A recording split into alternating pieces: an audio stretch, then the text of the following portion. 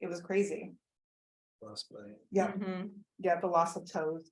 those. Okay, so I think we're gonna get started and then people will join in as they do. Thank you guys so much for coming tonight. I'm Caroline Bartels, if you don't know me, I'm the librarian here at the club, and I'm really delighted tonight to be joined by Kat Long. She is the science editor at Mental Floss, and she is also the host of the 13-part podcast, The Quest for the North Pole. So what we're gonna do tonight is we're gonna talk a little bit, come on in, so you can actually see the screen. Yeah, just fill in a space. We're going to talk a little bit about how this lecture came to be, and then Kat's going to take you through George Borup as the explorer, and then I'm going to wrap it up a little bit about what happens to George after he comes back from the North Pole. So Dennis, come on in and grab a seat. So where did this begin? Well, when I landed at the club in July of 2022, I was going through scrapbooks that we have of the old activity scrapbooks.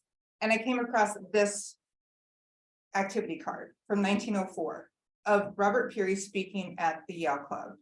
And I was blown away by this. I mean, I was so exciting. Granted, it was the Yale Club when it was on West 44th, but how exciting. And I realize now after research that in 1904, Robert Peary was really visiting a whole bunch of gentlemen's clubs, trying to raise funds for funding the SS Roosevelt, and also funding his trip from 1905 to 1906. So he was at the Yale Club, and I was just like, okay, so I just kind of filed this away in my head. And then a couple of scrapbooks later, I came across these two cards of Donald McMillan, who at the time I didn't know who it was. But so I think what's interesting to point out is in the top one in 1939, members and male guests are invited.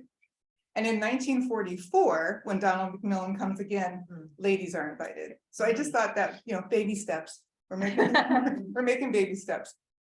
I didn't know who he was, but in my head, I was like, oh, clearly these guys were obsessed with Arctic exploration because it's what people were obsessed with at that time.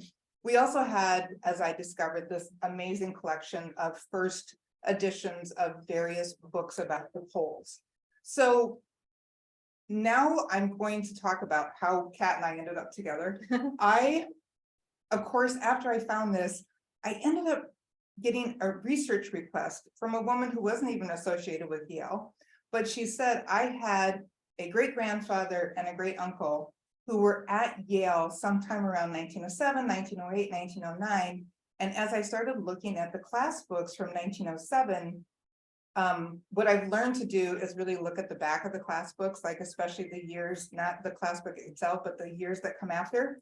And in the 1912, the 5-year out book, I discovered George Borup. And that Robert Peary had written about George Borup. And all of a sudden I was like, oh my God, this kid was on this expedition with Robert Peary to the North Pole. Like this kid. And then it hit me that he was in that part of the book because he had passed away. So he graduates in 1907. In 1912, they're doing his obituary. And so I just became obsessed with finding everything I could. I went back to the Yale Daily News. I started looking at all this stuff. And then I started doing a deeper dive on the internet and came across The Quest for the North Pole. So I'm going to turn this over to Kat, and she's really going to talk about George Borup in his North Pole and in his explorer life. So Kat, do you want to take over? Yeah, thank you. Okay, well, I'm not as extemporaneous as you are, so I wrote it out, but okay. Well, thank you very much for having me tonight. I will start by showing the slide. George Borup's Arctic adventure officially began on June 15th, 1908, when he arrived at his home in Altoona, Pennsylvania, and opened a telegram signed by Commander Peary, and it read, "Glad to have you join expedition unconditionally." This was very exciting news, but it did not come completely out of the blue. George's father, Henry Dana Borup, who was a respected military officer, had visited Peary in New York City several times to urge him to consider George for his expedition to the North Pole, which was scheduled to leave that summer. George had graduated from Yale in the year before, in 1907, as you mentioned, and was then working at the Pennsylvania Railroad shops in Altoona with the intention of making that his career. But in spring 1908, George and his father made a final pitch to Peary in person in New York. And when the Arctic veteran met the 22-year-old, he was quite taken. Peary later wrote, "The boy before me was of a different type from most applicants. His face was honest, manly, and true, if I read aright. And he impressed me as a boy with a man's earnestness and steadfastness of purpose." Ooh. Now, this is a video, so I wonder if you can play it on there. This is exciting. Jose, can I play it? Just click it. Click. No, okay. Yeah, it's a video. Middle button.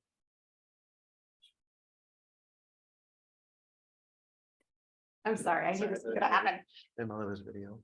It did, that was the one thing I didn't check and I should have. I should have checked this. There you go. Oh, that's the next one. Okay, well, if it doesn't play, that's okay. This is a video, a film taken of the SS Roosevelt in 1905 before George was on board, but it gives you a picture of what it looked like. So by June 25th, George was in New York City and apparently staying at the Yale Club. And yeah, so before his departure for the pole, he visited the expedition's ship, the SS Roosevelt, which is rendered in pixels. It was at its slip at the East River and East 24th Street. There, he met Donald McMillan, who, like George, would be an assistant on the voyage. And George was amused by the constant stream of men wanting to be hired for the expedition, as well as by their far-fetched ideas about what the trip was actually going to entail. And he wrote in his journal, "One man came on board, and he was said he was a fine chauffeur, and please could he have the honor of driving the automobile, which he had heard the commander was going to use in his dash for the pole." Macmillan told him he was sorry, but that we had already gotten a chauffeur. He had no sooner gone than another man came aboard. He claimed to be an A1 aeronaut, had made any number of ascensions, and that he would like to navigate the balloon, which he had heard was going to be hitched to the automobile and help it to jump over the leads of open water. He was told that we had already hired a balloonist, but if he heard of anyone who could run a submarine, to send him along. So as George became familiar with the ship that was going to be his home for the next 18 months, he also got to know the commander and crew. Robert Edwin Peary was 52 years old and had led 6 expeditions to the Arctic over the previous 22 years. Sorry that my font did not render properly, but that's okay. The first 3, each trip's purpose was slightly different, and the first 3, which took place between the years 1886 and 1895, went to Northwest Greenland. Peary hoped to cross the Greenland ice sheet on foot and hopefully discover land that led from Greenland to the North Pole. He did not accomplish either one of these things, but he did gather critical information about the geography of the region, and he also formed relationships with the local Inuit people who were essential to his later successes. On his 4th trip to Greenland, he also absconded with a 34-ton meteorite, which is now in the American Museum of Natural History. And it's named Anagito. The purpose of Peary's next 2 expeditions was to scout a route to and even reach the North Pole itself. During these 2 important trips, one of which lasted 4 years, I cannot imagine, he devised a system of supply sledge relays to get him to the pole. Essentially, stay with me, crew members and Inuit dog drivers would take supplies by sledge to points along the route to the pole. Then they were to exchange teams so that the strongest went on with another load of supplies, and the weakest returned to base camp to pick up more stuff. Eventually, the number of relay teams would be whittled down to just 1, led by Peary, and only his team would actually reach the pole. At least in theory. The farthest point he reached on his 6th trip was 87 degrees north latitude, which was still 180 nautical miles from the pole. Here is the crew. The Peary system relied on a hand-picked crew of strong and adventurous men. The core crew on the 1908 expedition included Robert Bartlett, who is over here with Peary, captain of the Roosevelt, who had worked on Peary's 2 previous expeditions. There were also 4 assistants. Matthew Henson on the right, who had accompanied Peary on 5 of his 6 expeditions and was a skilled dog driver, sledge engineer, and speaker of the Inuit language. Ross Marvin was a professor of mathematics and astronomy at Cornell, who had also been on Peary's previous voyage. Donald McMillan in the hat, a teacher at Worcester Academy in Massachusetts, and like Borup, an Arctic newbie. And of course, George Borup, who was the youngest of the bunch. The crew also employed a surgeon, engineers, and ship's hands that brought the crew to 22 people so far.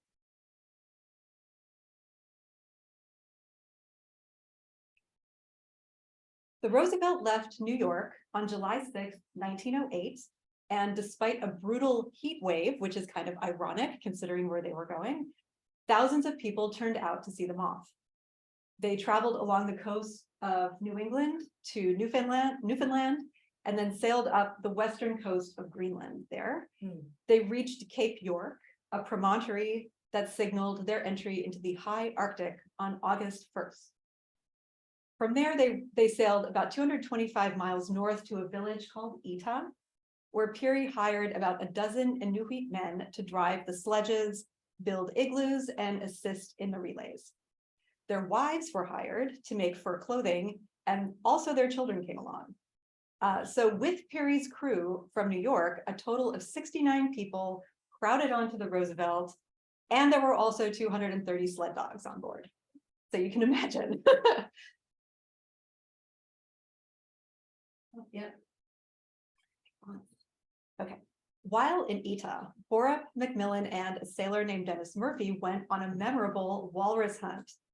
They lowered a whaleboat from the Roosevelt and with a small Inuit crew, rowed toward a pod of walrus lying on an ice floe. Borup writes, one of the heavyweights woke up, nudged another, and information being passed that the police were raiding started for the fire escapes. It looked as if a million whales were spouting at once. The air was full of water, cuss words, and clamshells. The water was just one writhing mass of merry Hades let loose. Then Borup sees 3 angry walruses surface and charge their boat, and he tries to get their guns ready. He continues, our magazines were as empty as a Princeton man's pocketbook after the Yale football game. Our hunters didn't like the looks of things. They grabbed the oars and banged on the gunwale, yelling like Broadway on the night of December 31st, but as well tried to head off the new year. Mac and his automatic were having a bully time, and we cut loose. The general racket, the crepitating rifles, the shouts and pounding of the Inuit, the bellowing of the infuriated animals resembled a Vanderbilt cup race in pandemonium. Bazaza, pazaza, it was grand. After leaving Etah with their people and supplies, the expedition's real work began. The Roosevelt steamed north through loose pack ice and huge icebergs, which collected along the shores of Hall Basin, there, and Robeson Channel, which leads into the Arctic Ocean. On September 5th, the Roosevelt reached Cape Sheridan on Ellesmere Island across the channel from Greenland. It was as far as the Roosevelt would go.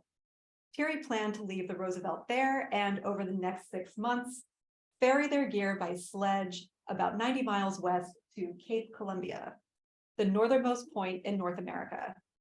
And in spring, they would set off from Cape Columbia for the North Pole.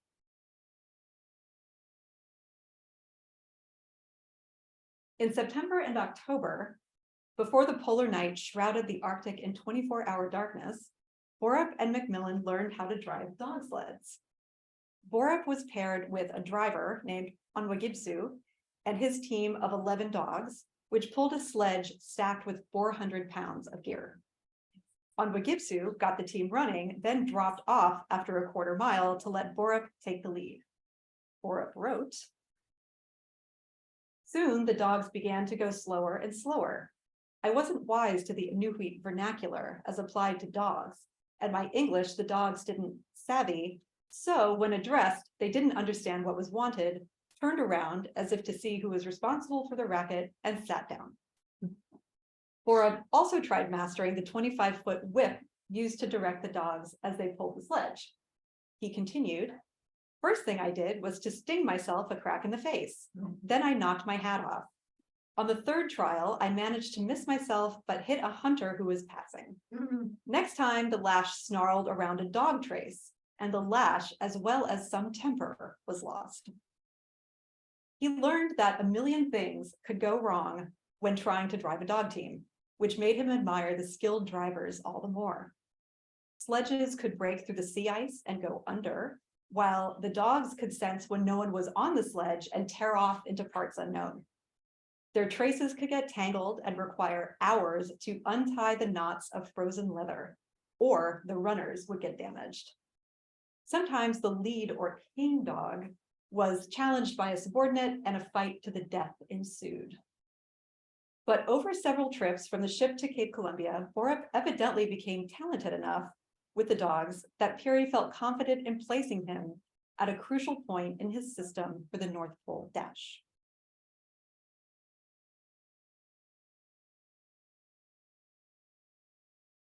Borup had to learn other Arctic survival skills, like putting up a tent, cooking and making tea inside an igloo, dividing rations, packing a sledge properly, dressing in the right materials and layers to avoid both sweating and frostbite, and a safe way to sleep so that he didn't freeze to death.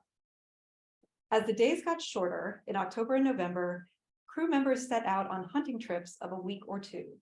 Marvin and Macmillan, the scientific staff,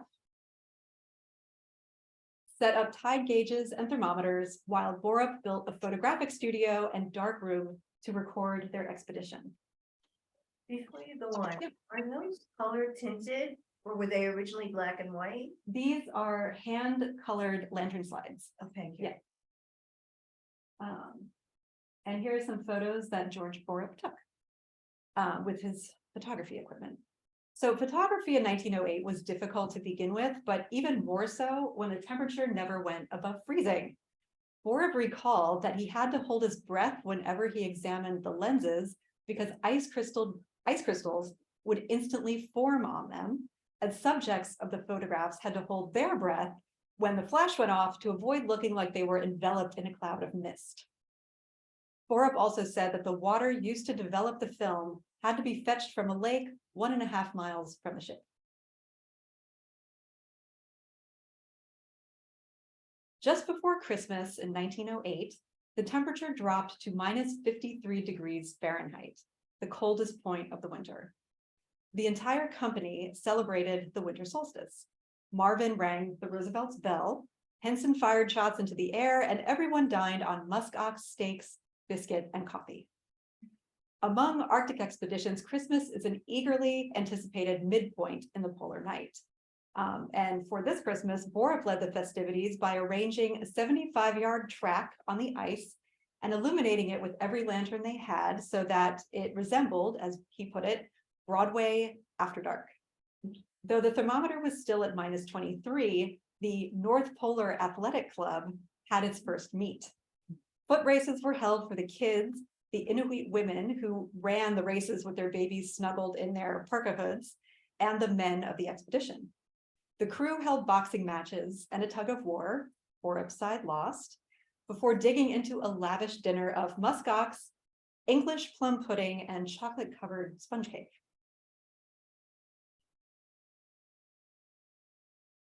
By mid-January 1909, the final preparations for the North Pole Dash were underway.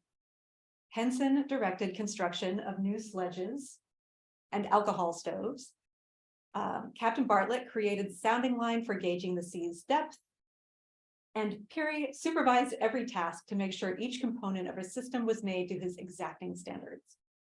On February 15th, the core crew and the Inuit drivers began departing from the Roosevelt, as you can see here, and the push to the North Pole began.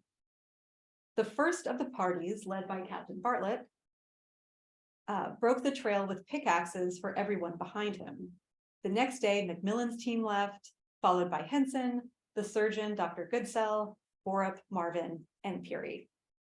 Just before leaving the ship, Borup had one of the Inuit women remove his Yale athletic emblem from his running shirt and sew it onto his jacket for good luck. After his team got underway on February 15th, Borup wrote in his journal, "I hadn't been gone from the boat more than half an hour before I began to take stock of the number of things I had forgotten, chiefly a Yale flag, which I had brought along especially for this purpose." He did go back to get it, along with a map, binoculars, and a toothbrush. All of the parties rendezvoused at a collection of igloos at Cape Columbia. From there, it was 413 statute miles to the pole in a straight line. But because sea ice moves with the currents, they often lost their trails and ended up farther east than they expected to after a march, ending up traveling many more miles than they meant to. Again, Bartlett would be in front to pioneer the way, and Borup's team would accompany him as an advance supporting party. On the night before their departure, Peary called his assistants into his igloo for a pep talk. Borup recalled, "It reminded me somewhat of the way a football team gathers around its leader just before trotting out on the field for a big game. He only mentioned that the next 6 weeks would be undiluted hell. The only variation in the monotony being that occasionally it would get worse." Then Bartlett, Marvin, McMillan, and Borup had a sing-song in the captain's igloo going through their college verses. While shaking hands for the last time, they wondered, when shall we four meet again? Borup's sledge carried precisely 402 pounds of gear, which included pemmican, which are calorie-dense blocks of dried beef, tallow, and berries as rations for man and dog, biscuits, oil, and alcohol for the cook stoves in large metal tins. This is actually Peary's patented cook stove in the National Archives. 4 miles into their historic journey, Borup had to cross a field of broken rubble ice. The dogs went one way, the sledge went another and tumbled over a hillock, spilling its load and breaking apart the sledge. Unfortunately, this pattern repeated itself as Borup pushed forward on his assigned number of marches before parting with the captain and returning to Cape Columbia. While Borup was restocking his sledge at base camp, his Inuit drivers shouted that their largest igloo, which was lined with canvas, was on fire, a disaster that could end their North Pole attempt almost before it began. Borup wrote, "All our spare clothing, jackets, boots, socks, bags, and sleeping skins were inside and were in great danger of being destroyed. An extremely serious state of affairs. I was darn near crazy with anxiety. I tried a couple of kicks to bust up the igloo, but the heat had turned the walls to ice many moons before, and it was like trying to butt down an iron wall. Then I began slinging everything I could find towards the door, where a driver named Seaglue, more sandy than the rest, had stationed himself and kept the door from getting clogged up. The smoke was choking, and although working with my head as low as possible, I had to fight my way out for air. Then, refreshed, resumed salvaging operations. We immediately took account of stock and found that not very much was destroyed by the fire. However, everything we had was soaking. Today will long linger in my mind as the worst day, without exception, I ever put in." They got underway again and soon came to the Big Lead, a dangerous obstacle that had foiled Peary's previous attempt at the pole. Big Lead was a recurring lane of open water, similar to this one, that marked the limit of the continental shelf.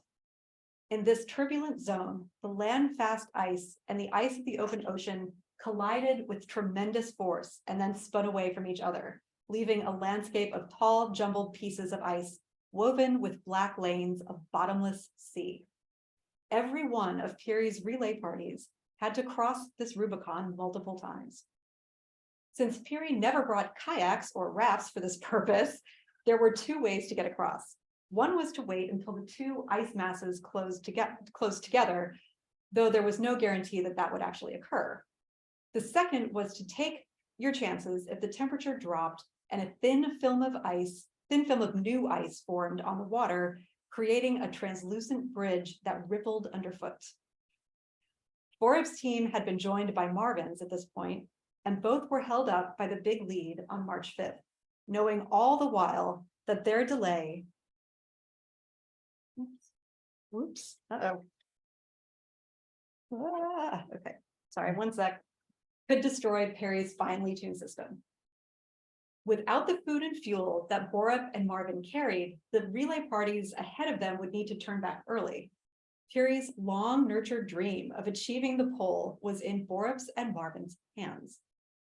After 5 torturous days, the lead finally closed, and the two teams powered through to meet up with Peary's party on March 14th. The commander even came out to meet the arriving parties. Borup wrote, "When we shook hands, it was the proudest and happiest moment of my life." The parties pressed on, with Henson in front breaking the trail. Macmillan got a bad case of frostbite on his heel and had to turn back on March 15th, after the parties had reached 84 degrees, 29 minutes north, still 381 statute miles from their destination.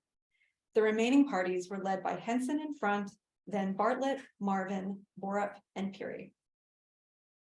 Another few marches went by, and with the usual work of blazing trail, packing and ice to make way for the dogs, breaking and repairing sledges, packing and repacking loads, and monotonous meals of pemmican, biscuit, and tea. Borup had brought along his photography equipment, but found it pretty useless since the mercury hovered around -50, and as he put it, the sun is so low you get bum photos anyhow. Finally, on March 20th, Borup reached his farthest north. The commander told him that he would return to Cape Columbia, having reached 85 degrees, 23 minutes north, taking with him 3 Inuit men and their weakest dogs. That would leave Marvin, Bartlett, Henson, and Peary to push on with the strongest. Peary later wrote in his account of the expedition, "I regretted that circumstances made it expedient to send Borup back from here in command of the second support party. This young Yale athlete was a valuable member of the expedition. His whole heart was in the work, and he had hustled his heavy sledge along and driven his dogs with almost the skill of an Inuit, in a way that commanded the admiration of the whole party and would have made his father's eyes glisten could he have seen." Peary added that Borup had reason to be proud of his effort. He had carried his Yale colors close up to 85.5 degrees. Of course, Borup was devastated. As he wrote in A Tenderfoot with Peary, "I would have given my immortal soul to have gone on. I was in luck to get as far as I did. I never felt so bad in my life as when I turned my footsteps landward, and I hope I never will again. Still, it was part of the game. When the captain of your 11 orders you to go to the sidelines, there's no use making a gallery play by frenzied pleas to be allowed to go on." While Borup and his team headed south, the other 4 parties continued on for several more days. On March 25th, at 232 statute miles from the pole, Marvin and his team turned back. Sadly, Marvin never reached Cape Columbia. He fell into a lead, and his 2 companions were unable to save him. He was shot. There's a rumor that he was. There's a rumor. Leads continue to delay the main party's progress to the pole. "Traveling on the polar ice, one takes all kinds of chances," Peary later wrote. "Often a man has the choice between the possibility of drowning by going on or starving to death by standing still, and challenges fate with the briefer and less painful choice." By April 1st, they were 153 statute miles from the pole, and it was Bartlett's turn to say farewell. About a week of marches averaging about 26 miles each, according to Peary's calculations, finally brought Peary and Henson and 4 Inuit to the pole on April 6, 1909. Many explorers and historians have doubted that Peary actually got there due to this unusually fast pace, but most do believe the party got closer to the North Pole than any had before. That controversy is for another talk.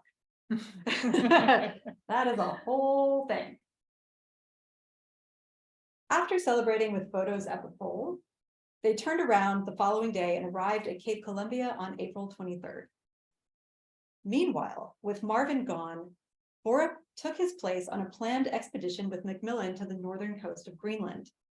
They were to lay down caches of food and fuel for Peary's party in case the ice took them far afield of Cape Columbia.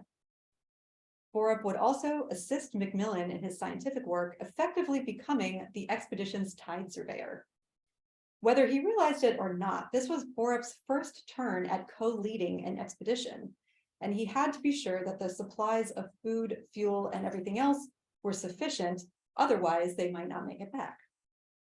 They and their drivers departed Cape Columbia with sledges, carrying 496 pounds of food apiece, plus 2 tents, 6 rifles, ammunition, and brandy. They traveled east along the coast of Ellesmere Island, battling their way around gigantic icebergs that the tides had lodged against the shore. They crossed over sea ice to Greenland and picked their way northeast along the coast, chancing upon a distant herd of muskox that immediately set every hunter in motion. Borup wrote, "Away we went at top speed, every man putting on full steam, desperately fearful that someone else would get first shot. No teamwork in that hunt. The muskoxen came into view again as we tore over a sharp rise near the show. There they were, 400 yards away, and we fellows running for dear life at the upstanders, jockeying for position and with field cries encouraging the dogs. The muskoxen saw us and started to leave the country. They went for a quarter of a mile along the level and then, turning sharply, headed up a young mountain. We streaked that level plain like the Pennsylvania Special, making up lost time. The hunt resulted in a feast of fresh meat, the first since they had left the Roosevelt in February. They had good going, to use Borup's phrase, over some shore ice that was perfectly smooth, passing by glaciers whose faces overhung the sea.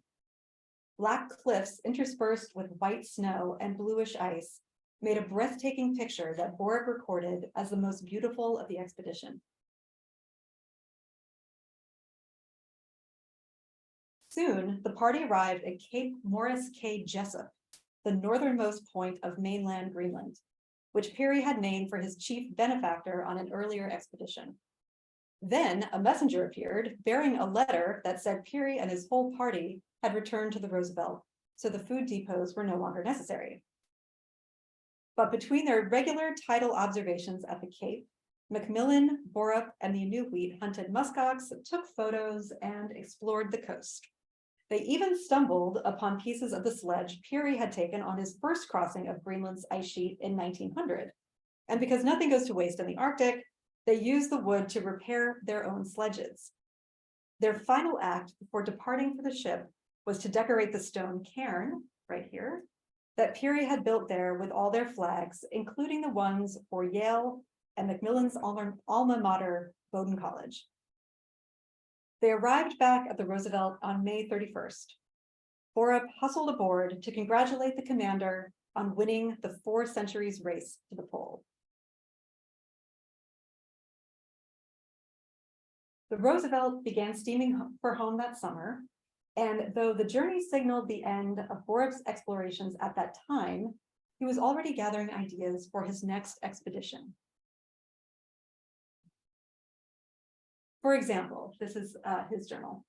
For example, in a list of improvements suggested for another expedition, Borup wants supplies packed in stronger boxes and tins that don't leak, plus better facilities for bathing, and makes a note to bring lots of anti-lice dope. He also kept a list of personal effects And for the next Arctic trip, based on his experience, such as toilet paper, non-freezable whiskey, and aluminum one-piece flask with strap so it can be worn inside a kulita or fur jacket. Borup had learned the hard way that not only does brandy freeze, but glass bottles break easily, even when they're cushioned inside a pair of spare boots. He also missed his Yale athletics, apparently, because he wrote himself a reminder to bring dumbbells, medium clubs, football, baseballs, bat and gloves, boxing gloves, and tennis balls. Now I will turn it over to Caroline again for the last word. So I'm just gonna kind of wrap up really quickly what sort of happens. George comes back, he immediately starts a talking circuit, and he is all over the place, talking at the Yale Club, talking at the Harvard Club, talking at Yale University. He talks to the Explorers Club, the Royal Geographical Society. He gets put up is sponsored to join the Explorers Club and joins in 1910. This whole time, he's gone back to Yale to pursue graduate studies in geology. So he already knows that this is his plan. At the same year that he writes A Tenderfoot with Peary, and this is our first edition that's in the case, he writes this book and it becomes this huge bestseller. There is a full page in the New York Times about this book. It gets reviewed by everybody. There's a really hilarious quote in the display I did. The only place that kind of gave it, not a bad review, but the Scottish Geological Journal was like, there's a lot of slang in it that you can't actually understand. So I'm not sure that it's all that helpful, but it does give a lot of information. And the walrus hunt that they did, Peary loved his description of that so much that when they were on talks together, he would have George Borup talk about this thing.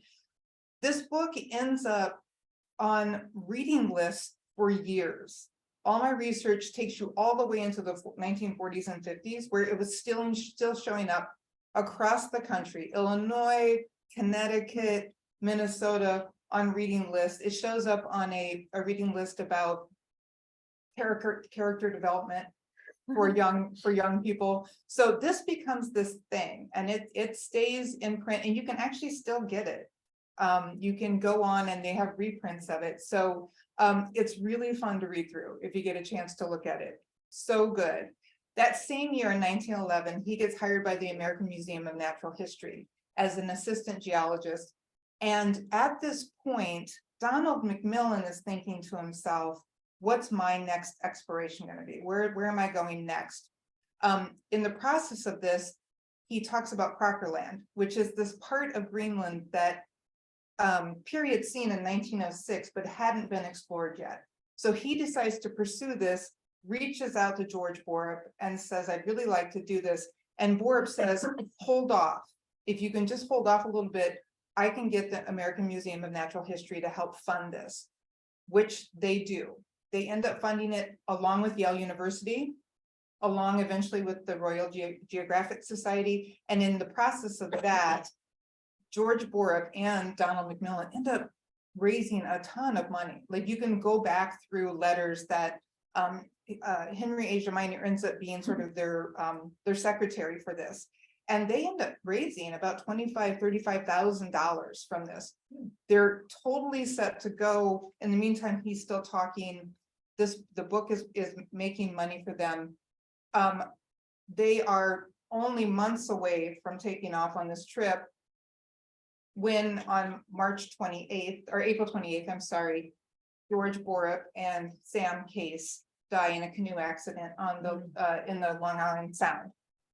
From what you read and looking at the newspaper articles, it appeared there was sort of another boat going by. There was a swell. It capsizes the canoe. And apparently Sam Case gets hit by the canoe. In the process of trying to save him, they both drowned. The bodies wash up a couple of days later. But the death of George Borup just sends shockwaves through the world of exploration, because the Crocker Land Expedition was set to take off in July of 1912. So this is April of 1912. They have all the stuff ready to go. The American Museum of Natural History is shocked. He's working for them. You start reading the most beautiful tributes to him from Yale students, from classmates. Sam Case was class of 1911, so he also had people that were, absolutely devastated by this event. Henry Borup is like, I really want this to go forward. He volunteers to take George's place on the Crocker Land Expedition. Of course, they turn him down. He's not prepared to do that.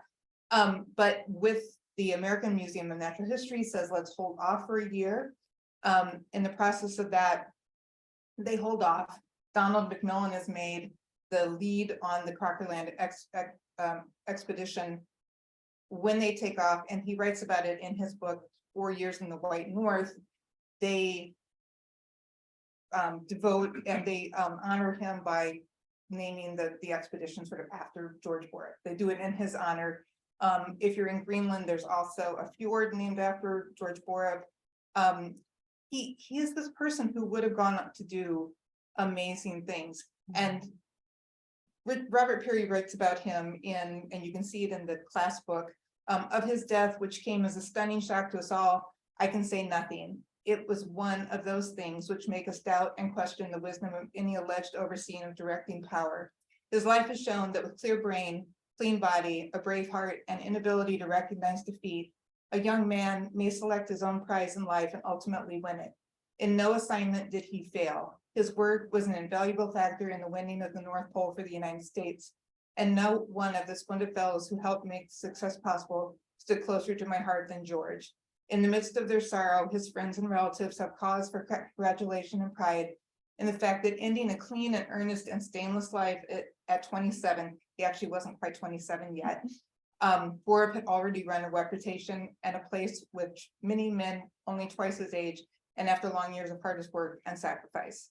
So it was just this really sad loss. And I think, in the process of looking at this, I think one of the things that I find really interesting is when George Borup was working at the American Museum of Natural History, Roy Chapman Andrews comes to apply for a job in 1911. So Roy Chapman Andrews ends up being this quite famous explorer. He discovers the first dinosaur egg and all this stuff. In 1911, he's nothing. He can't get a job at the American Museum of Natural History, so he volunteers to be a janitor in the taxidermy department. He ends up being a really good taxidermist and ends up working on the animals brought back from the Crocker Land Expedition, which end up in the American Museum of Natural History. Years later, he becomes, in 1914, he marries Yvette Borup, George's sister, and ends up becoming the president of the American Museum of Natural History, and ends up in all these books about exploration and just famous explorers. And as I was reading all this, I just couldn't help but think that would have been George. He would have been that level of explorer because he just was that focused on what he was doing. So that's what we have, and I would love to open it up to questions if anybody has stuff, because we know tons of stuff about him.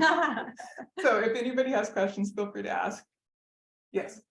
So it seems like the admiration was mutual because Borup writes letters to his father and tells him how fairly he was treated, and he had sort of a really good relationship with Peary as well. And from a very early, it's not just this eulogy, which is really nice, but also how he was treated as a young man on the first expedition.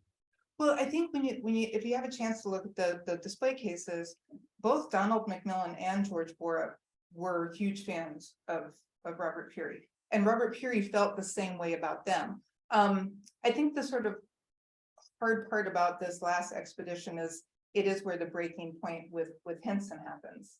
So, but Donald McMillan goes on for years to be a huge proponent of Henson getting elected to the Explorers Club and getting the medals that they received for this exploration to the North Pole. But yeah, there was a huge admiration society, and this essay is like 5 pages long that Robert Peary writes about George Borup, but he he really had a deep affection for this young man. Anyone else? Yeah, Joanne. So was Peary married and did he have any children? Yes, and yes. Go ahead. Yeah, he was married to Josephine Dept Peary, who was also an explorer. And well, she was an explorer with Peary, but she worked in the Smithsonian, but like that's kind of how they met. Anyway, she went on one of his expeditions. I think it was the 1895 one, and was actually 8 months pregnant when she was in the Arctic in a hut with, you know, people in like filthy furs like running around, and gave birth in the Arctic. And her daughter was named Marie Anagito, Anagito is the name of the woman who made her fur suit when she was a baby. And then Josephine published a book called The Snow Baby, and it was like about her experience, you know, and having Marie like in the Arctic. And so she was known as a snow baby like for the rest of her life. Then they also had a younger son that was Robert Peary Jr., I think. Yeah, but he had 2 children. And yeah, I think that's it. And were they, it sounds like they were young at the time he went to the North Pole in Very. 1908. Oh, yeah. Okay, but he was 57. He was 52. I 52. think. Yeah. Yeah, he's 54, kind of like almost 54 by the time they get back. Yeah. Yeah. Yeah. Yeah, I mean, he was a really driven guy. Like his whole life was like, I have to be the guy who gets to the North Pole first. Yeah. And like sacrificed everything for that. And I guess, you know, he was away for most of their marriage, you know, so they may just not have really gotten to it. And is there anything written about her? Yeah, there's she wrote a couple of books of her experiences there. I mean, I don't heartily recommend them because they're not very nice to the Inuit people. Yeah. But she did write about her experiences there. And I don't know if there's any biographies of her, but there were some write-ups like in journals about her life, especially like when she passed away. So there, like in the journal Arctic, there was like a sort of memorial kind of thing. So but I mean, she's a very interesting character. Like I think it would be worthwhile to look at her more. The rumors are that Josephine accompanied him on the second mission because it fooled around him first. Oh, he definitely did. You know all the around. words. He definitely. I should amend my comment and say that he had 2 kids because he actually had 3 He kids. was a child. Yeah. Yeah. He had a son with an Inuit woman there, and actually kept up his relationship with her like over several expeditions. So That's what I wanted with that. Well, right. and he did frequently keep hiring the same people to go with him each time.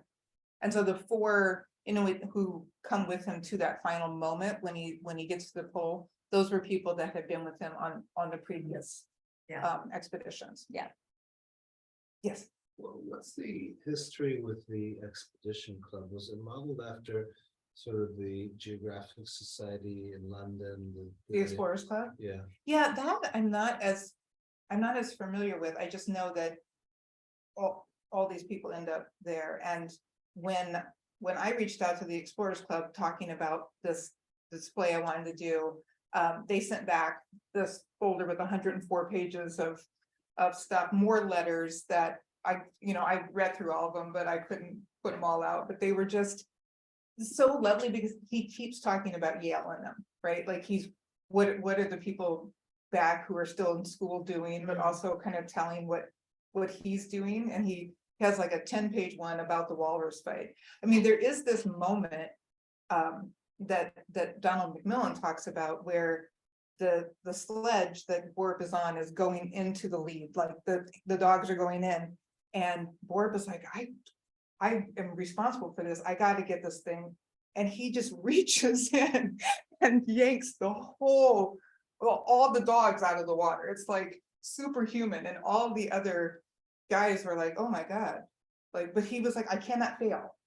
I cannot let the admiral down. And so that's the kind of spirit that he had. So it really becomes clear when you get a chance to read through A Tenderfoot with Peary, how much life he had in him, which makes his death at such a young age even more tragic. Yeah. Anyone else with a question? Yes. Well, a little bit off the subject, but how did the USS Roosevelt become involved, Borup involved in that, or his father, or anything?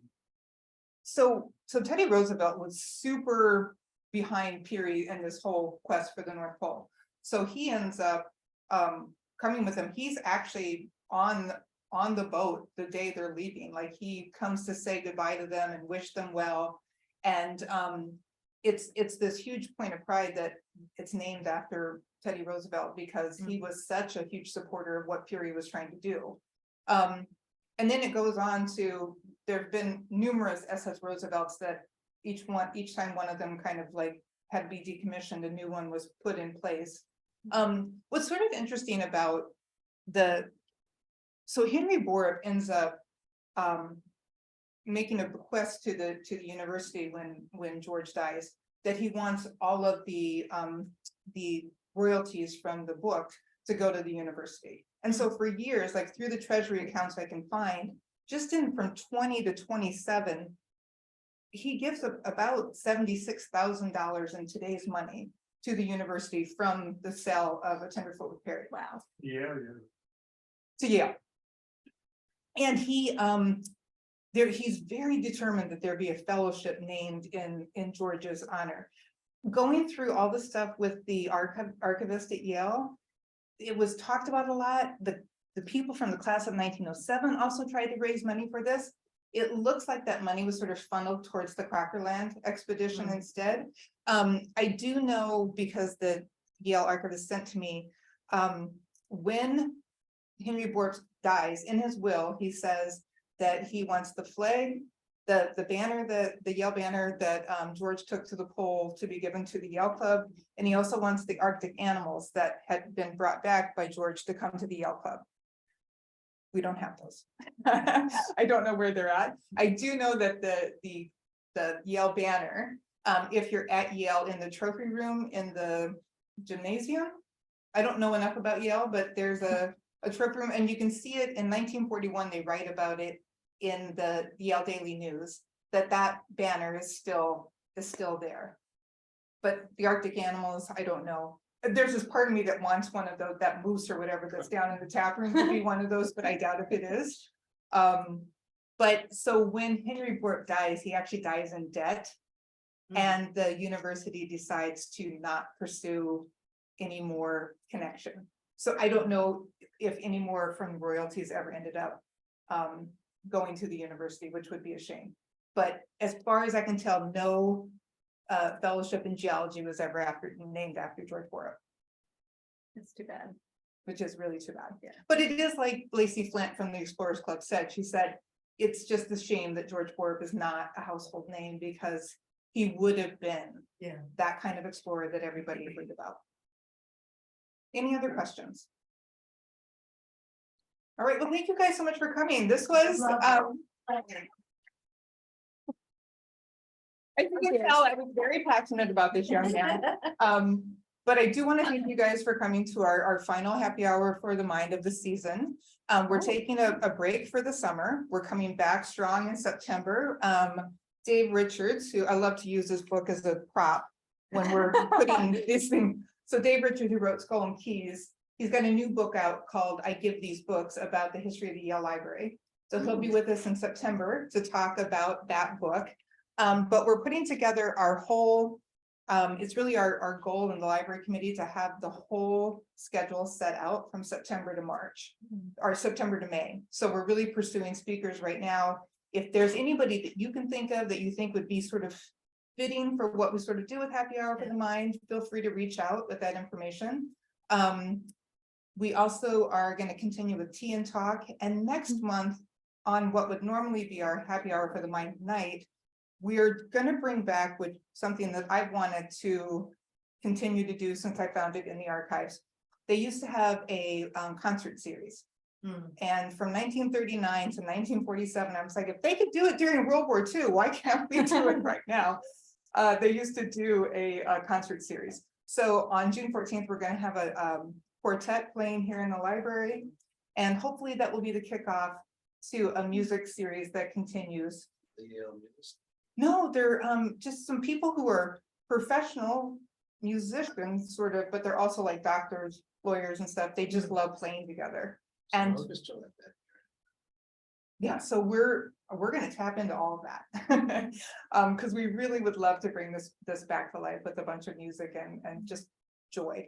And then next Thursday, if you're available, we have Tea and Talk, which is our last Tea and Talk of the season as well. We have 2 Yale members, 2 Yale graduates who are a writer and an agent, and they're going to be talking about, so you want to write a novel? Because we have a lot of people. So there's this part of me that totally wants to write a novel about George Borup, but so we'll see what happens with that. That would be good. How It do we would- how do we find the podcasts? Your Um, podcast? I'm glad you asked. You can Google the Quest for the North Pole. If you go to mentalfloss.com and click on the podcast link, I think there's one there. And that's probably the easiest way. It's also on iHeartRadio, so you can Yeah. look for it in your podcast app. I've been listening to it as I walk sometimes, Yeah. Oh, good. but then you get like super involved in it and then you have to stop walking. You're like, what did I miss? Right. Yeah, it's on like Apple iTunes, like all that stuff.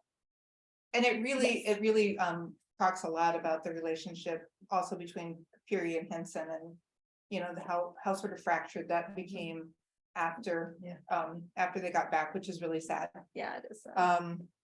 But thank you guys so much for coming. Have a great night.